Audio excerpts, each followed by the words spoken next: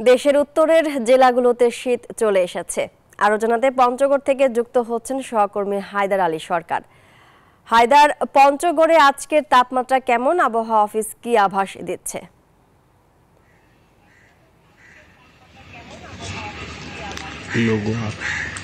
মনি, আপনাকে ধন্যবাদ। আমরা গত কয়েকদিন থেকে যে পঞ্চগড়ের যে তাপমাত্রা দেখতে পাচ্ছি তাতে আমরা দেখছি যে 10 থেকে 11 ডিগ্রি সেলসিয়াসের মধ্যে ওঠানামা করছে।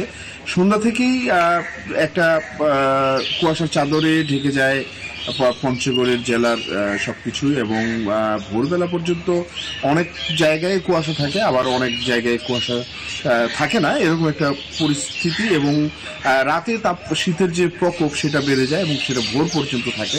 তারপরে কিন্তু সকাল 7টা সাড়ে 7টার দিক থেকে কিন্তু সূর্য উঠে যায় এবং রোদ্রের ঝলমলে একটা রোদ দেখা যায়, এবং দুপুরের দিকে কিন্তু গরমও অনুভূত হয়। আবার বিকেলের দিকে আস্তে আস্তে কিন্তু সূর্য ডুবার দিকে চলে যাওয়ার সময় কিন্তু শীতের যে মাত্রাটা সেটা বাড়তে থাকে। তো এতে করে কিন্তু যারা খেটে খাওয়া মানুষ, নিম্ন আয়ের মানুষ, তারা রাতের বেলা একটু দুর্ভোগের শিকার হয়, কারণ তাদের এখন কিন্তু বেশ কয়েকটি শীতের কাপড় পরতে হয়, এবং সন্ধ্যা হলেই কিন্তু অনেকেই শীতের কাপড় এখন গরম কাপড়ের কিন্তু পরে এবং শীত নিবারণ করে। আজকে যেটা আমরা জেনেছি, আবহাওয়া অধিদপ্তর জানিয়েছে আজকে 11.3 ডিগ্রি সেলসিয়াস তাপমাত্রা নির্ণয় করা হয়েছে তেঁতুলিয়ায়। এটা কিন্তু গতকালকে ছিল 10.3 ডিগ্রি সেলসিয়াস।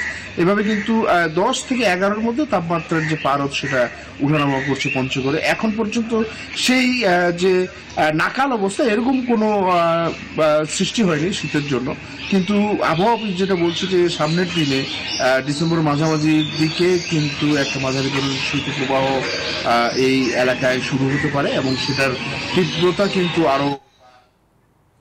হায়দার, আপনাকে ধন্যবাদ।